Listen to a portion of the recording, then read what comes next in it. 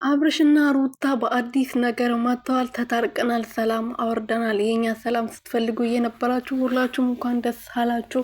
እኛ መቼም አንለያይም። ሁሉም ነገር ውሸት ነበረ፣ ግን እስከዛሬ ድረስ ለፕራንክ ቢሆንም የጀመርነው ግን ነገሮቹ ሳናስባቸው ወደ ሌላ ነገር ሄዶ ነበረ። ግን አስካክለን ሰላም ሆነን መተናል ብሏል። ሰላም ሰላም፣ እንዴት ናችሁ? ደህና ናችሁ ወይ?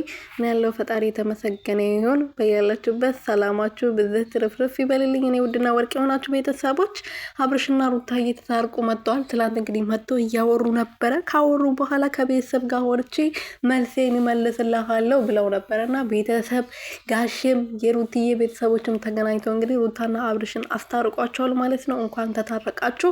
እኛ የእናንተን ደስታ ነው የምንፈልገው። እናንተ አንድ ላይ ሆናችሁ ልጃችሁን እንደምታሳድጉ ነው የምንፈልገው። የእናንተ መለያየት የሚፈልጉ ብዙ እንዳለ ሆኖም አንድ ላይ እንድትሆኑ የሚፈልግ ደግሞ 100 እጥፍ